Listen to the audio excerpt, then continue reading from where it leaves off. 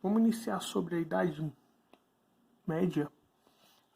Vamos começar com o cristianismo. O que é a base do cristianismo? O que aconteceu? Através do Edito de Milão, no ano 303, acabou a perseguição romana com os cristãos. Então, naquela época, os cristãos eles eram perseguidos por Roma. Então, 313, esse Edito de Milão acabou com a perseguição aí dos cristãos. A partir daí, houve o quê? A liberdade de culto. Os cristãos poderiam fazer seus cultos. O Constantino, que era o imperador na época de Roma, se converteu ao cristianismo, porém não transformou a região ainda oficial do império. Você podia ter os seus cultos cristãos, mas não era oficial do império. Mas a partir daí você já podia crer em ser um cristão. E ele se aproveitou do crescimento do cristianismo em quase todas as regiões do império para aumentar a força política. Então ele estava começando a mudar o cristianismo, fazendo também uma forma também religiosa. Teodósio, que foi o chamado Edito de Tessalônica, Teodósio fez a região oficial. Então a região de Roma era oficialmente, né, o cristianismo. Ele não só ele fez isso, né, o Teodósio, que foi um outro imperador, mas também ele também proibiu os cultos dos pagãos greco-romanos, de modo que todo o simbolismo pagão passou a ser assimilado ao cristianismo. Então, é como se diz, o cristianismo ele pegou algumas coisas pagãs e introduziu aí no cristianismo. Um exemplo, a data do Natal. Então a gente está falando sobre o cristianismo no início. No início a igreja ela era concentrada na cidade, mas com as invasões bárbaras, com os transtornos que aconteceram nas cidades, os bispos e abates tornaram senhores feudais e junto também com os senhores feudais, que também eram os patrícios, as igrejas começaram a migrar também fazendo o êxodo urbano, indo para a sociedade rural. Então você vê muitos filmes que tem igrejas nos feudos. Então muitos aristocratas, né, se convertiam, imperadores, e a partir de 1756 a igreja construiu seu próprio estado, no centro da Península Itálica. Então na Península Itálica, que hoje é a Itália, pertencia à igreja, né, que a igreja fez um estado. Então a própria igreja, a igreja que vamos falar católica na época, ela tinha esse poder aí, tinha um estado só dela. E nós começamos a falar sobre o Pepino Breve. Ele era um rei franco que doou ao papado uma grande extensão de terra, passando para a administração direta da igreja, sob o nome do patrimônio de São Pedro, território que construiu o embrião do atual Vaticano. Então o Vaticano, onde é hoje o Vaticano, o Pepino Breve, que ele é o rei dos francos, deu ao Papa, né, na época, esse estado, além de eles terem uma terra de domínio lá da Península Itálica. Claro, a igreja empreendeu verdadeiras guerras contra os hereges. É bem interessante que antigamente os cristãos eram perseguidos pela igreja pelo cristianismo. Agora o cristianismo, que hoje tinha um estabelecimento, né, uma forma eclérica, né, agora estavam atrás dos hereges, que é aqueles que não adquiria esse catolicismo, né, esse cristianismo na época. Ainda no século XVIII ele foi criar uma inquisição, né, sobre um tribunal de Santo Ofício que julgava os hereges, né, botava na fogueira, cortava a cabeça. A maioria das vezes era botando aí nas fogueiras, falavam as mulheres bruxas, e muitas pessoas morreram, tanto judeus, árabes e cristãos, né, considerados. Até os próprios cristãos, que eram considerados hereges, também era morto. Aí a gente vai falar aqui, falando um pouquinho dessa parte aqui da igreja, né, o cristianismo. Hoje, é claro, hoje a gente tem uma igreja que é o catolicismo, né, que iniciou aí bem na sua história. Aqui a gente tem uma forma também de política, podemos falar, sobre suzerano e vassalos. Vassalagem e suzerano, o que que era? Formavam um sistema econômico da Idade Média. Vamos falar só um pouquinho sobre eles. Os vassalos deviam oferecer fidelidade absoluta à proteção ao seu suzerano, porque o suzerano doava a terra para ele e todo o suzerano tinha os seus vassalos. Então a terra era grande, então ele não podia tomar conta daquela terra. Então eles botavam vassalos, né? Faziam até uma cerimônia de homenagem. E se quando o suzerano precisasse, os vassalos tinham que ajudar, até mesmo por uma eventual guerra. Aí havia uma cerimônia de homenagens, podia acontecer dentro da igreja, para selar esses laços entre o vassalo e o suzerano, para você ver que é uma coisa muito forte, prometendo lealdade e fidelidade. O rei geralmente era o suzerano, então o rei ele dava terras para os seus vassalos. Então quando tinha uma guerra lá, esses vassalos tinham que ajudar o rei. É claro que quando se por exemplo o rei dasse uma terra muito grande e o vassalo não conseguisse, ele podia fazer outros vassalos. Então ele começaria a ser o quê? Suzerano. Então não era só o rei. As pessoas que tinham terra até uma grande extensão, para ter aí controle das suas terras, eles faziam vários vassalos para proteger aquela terra. Então vinha vassalo, suzerano. Então havia tanto suzerano, podia ser um vassalo. Um podia ser vassalo de um rei e ser suzerano de um outro vassalo. Então, assim, eles tinham que se mobilizar quando havia uma guerra. Nas cruzadas, por exemplo, eles foram usados para ajudar os seus suzeranos, né? Até a igreja para guerrear contra os muçulmanos, por causa da Terra Santa. Então, a gente tinha muitos vassalos, suzeranos na Europa medieval. Isso pelo tamanho da terra.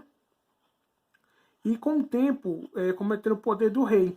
Então, tinha vassalos aí que era mais rico que o próprio rei. E era um ciclo assim sem fim, né? Claro, tinha sempre suzeranos, sempre vassalos, e sempre assim, e feudos para a proteção aí também dos servos, que a gente vai falar também na forma econômica aí como que era naquela época. Nós também temos aqui uma organização feudal. Como que era o feudalismo? Era sobre esse, suzerano e vassalos. E dentro, o que acontecia dentro? A economia baseava na agricultura, o trabalho servil, né? Então quem trabalhava lá não era escravo, e sim serviçais do seu senhor feudal. O comércio era pouco desenvolvido porque o comércio era interno, não tinha troca ainda e era totalmente agrária. É claro que com o passar dos anos, quando foi excedendo aí que houve aí o mercantilismo, depois a gente passa para o capitalismo. Mas em outra aula. Aqui a gente tem aqui o feudalismo, a organização política, né, da Idade Média feudal. A gente tem aqui o clero, são integrantes da igreja, a nobreza, né, comando de dominante, decisões diretas ou indiretos. E muitos desse clero também eram senhores feudais. Até que eu falei lá atrás que muitos aí passaram também a ser senhores, né? Senhores feudais, o próprio clero. E nós temos os servos e os vilões, moradores das vilas. Né? Era camada produtora, dominada pelos senhores, deveres e obrigações em troca de proteção. Então a gente tem dois aqui, a gente tem um clero, nós também temos aí uma nobreza. Então o clero ele tinha aquele momento da igreja dentro daquele feudo.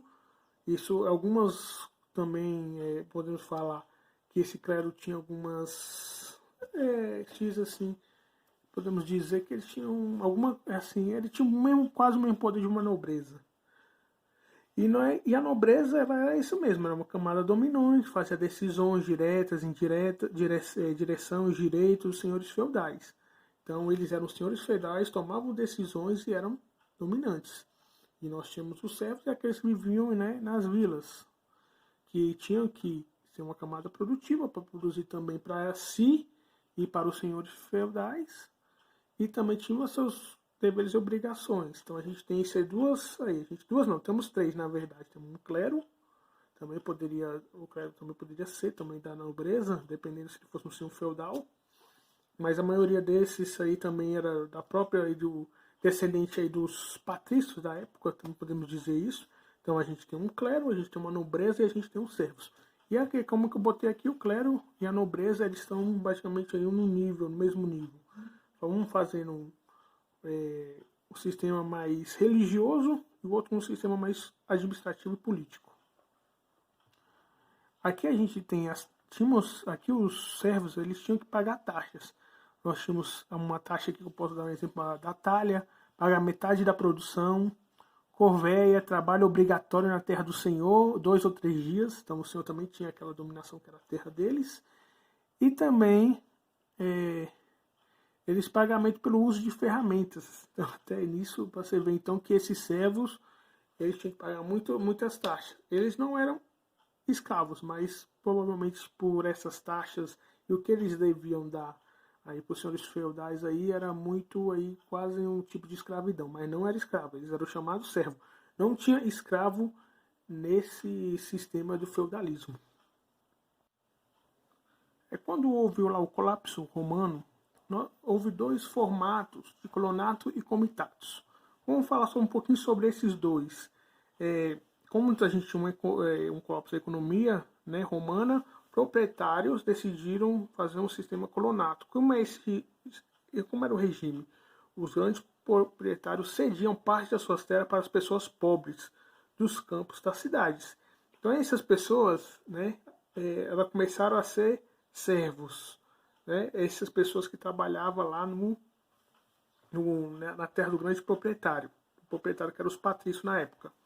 Em alguns casos, os escravos também eram convertidos em condições de colonos. Então, também os escravos também podiam também ser servos daquela parte do proprietário.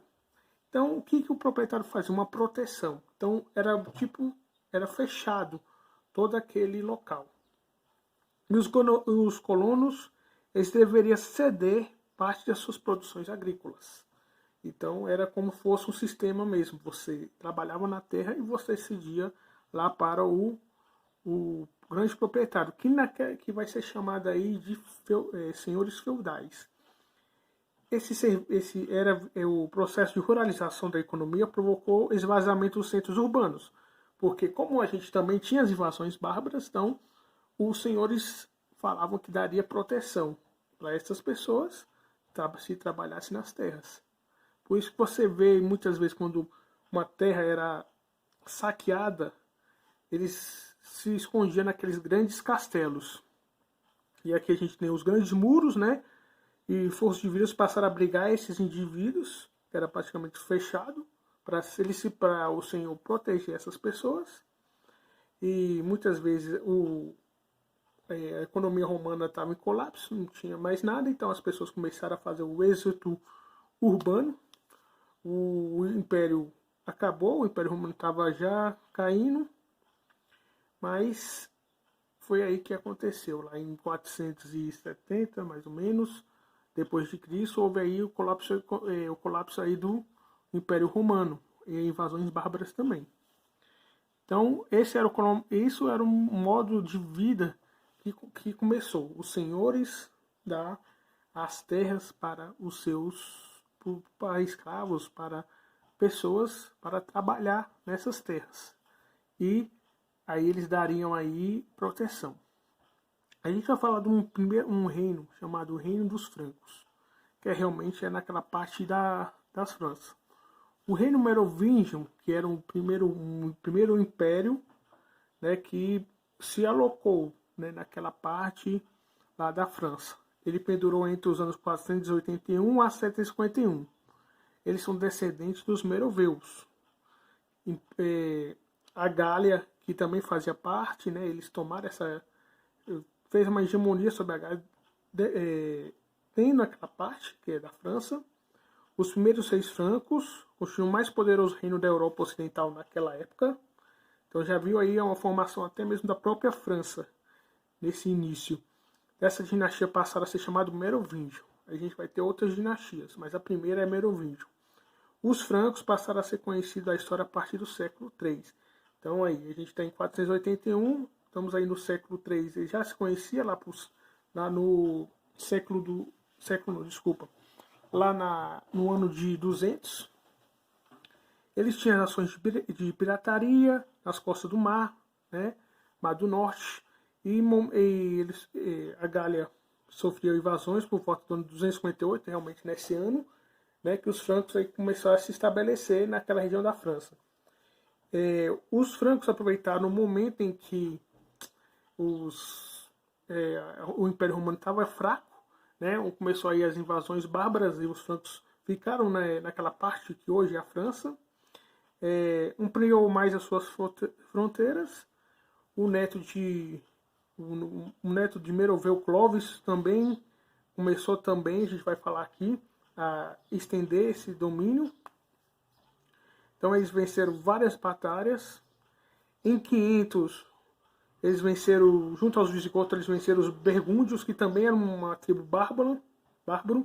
E 7 anos tarde acabou com os visigodos. Então houve uma aliança e depois ele foi lá e os francos derrotou os visigodos. Com o desenvolvimento, o primeiro a desenvolver administrativamente as conquistas territoriais. A gente vai falar de Clovis aqui também, que era um reino merovingio, também botou aí se estendeu aí o reinado dos francos com a extensão do seu território, unificando em vários reinos.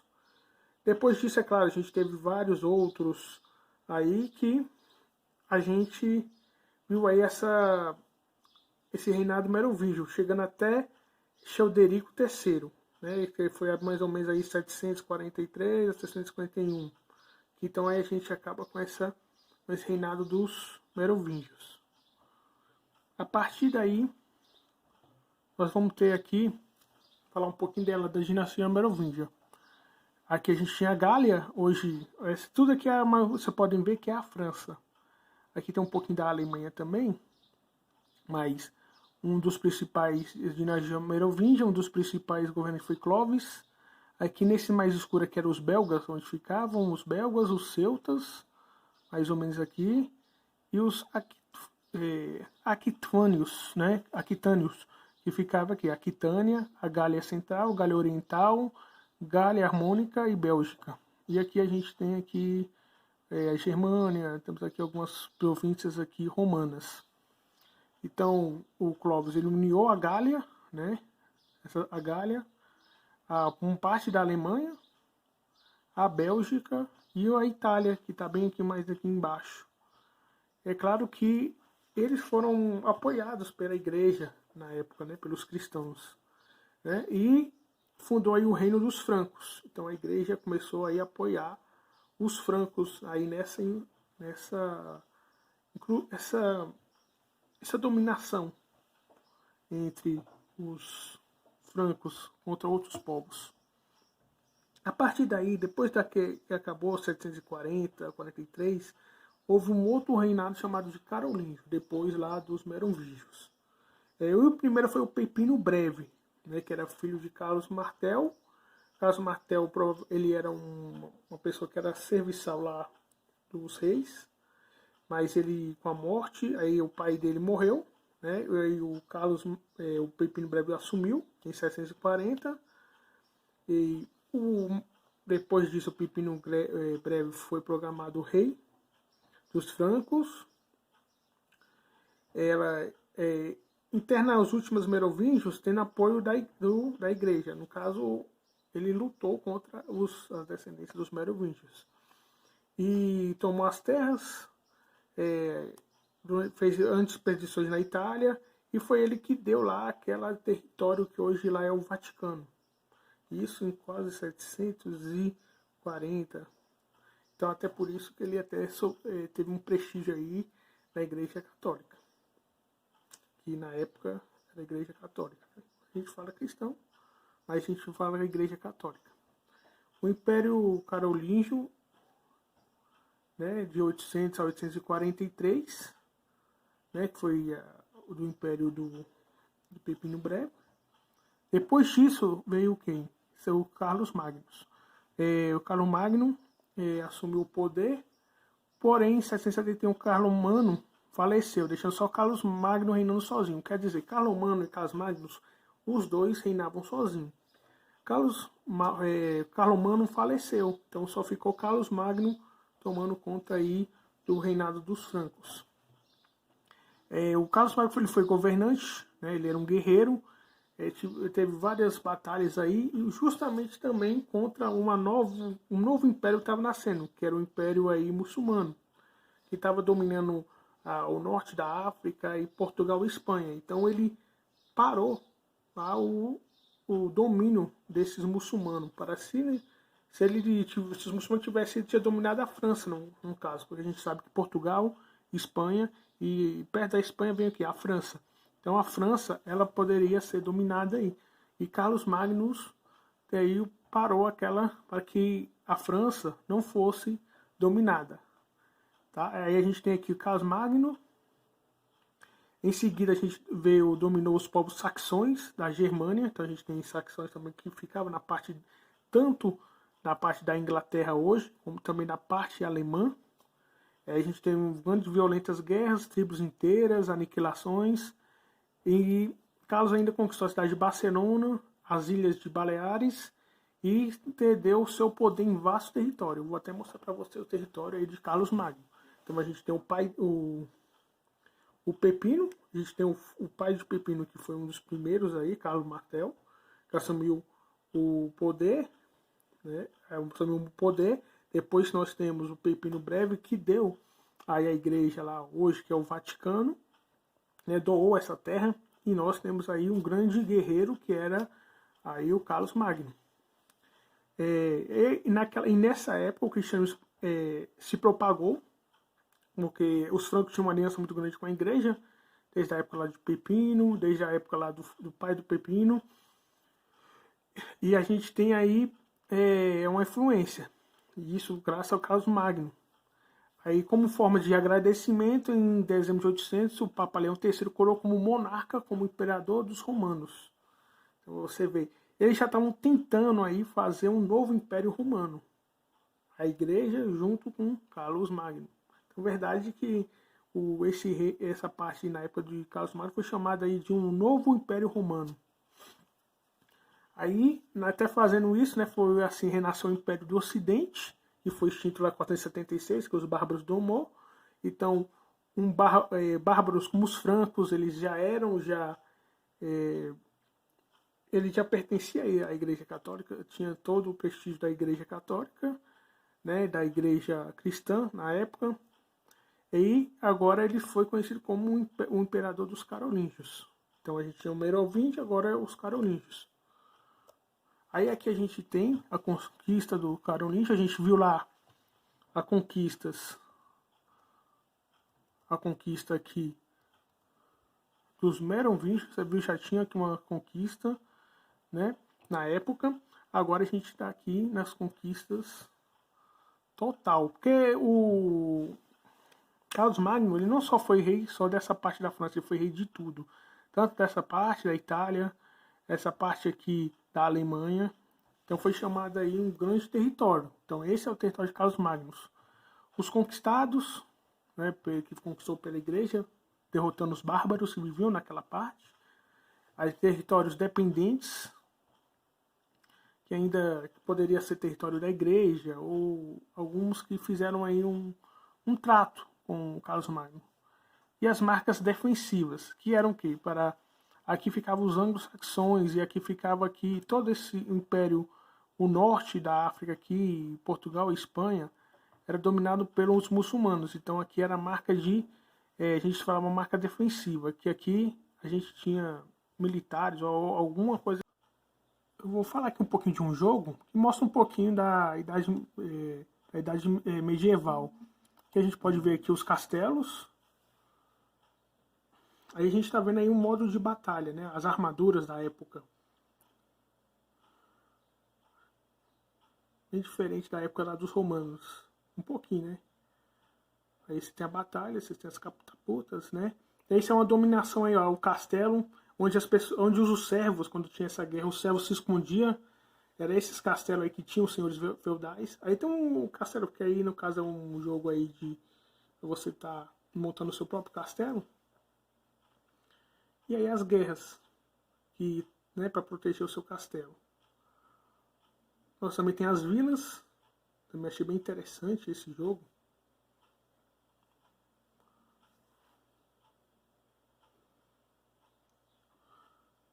As vilas ficavam fora do, dos castelos e quando havia guerra, esses servos que trabalhavam nessas terras, eles entravam no castelo com modo de proteção. Então não só submetia só o seu feudal, só não tinha só o castelo, tinha as redondezas também. Aí a gente via as vilas, algumas vilas que ficavam dentro dos castelos, que pertenciam ao seu feudal, e as vilas de fora para o que pertenciam aos servos. Então havia muita, essa época havia muita guerra também.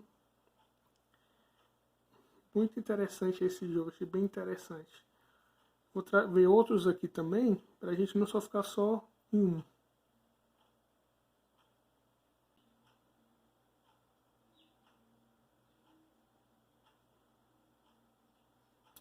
Aí no caso quer invadir alguns castelos.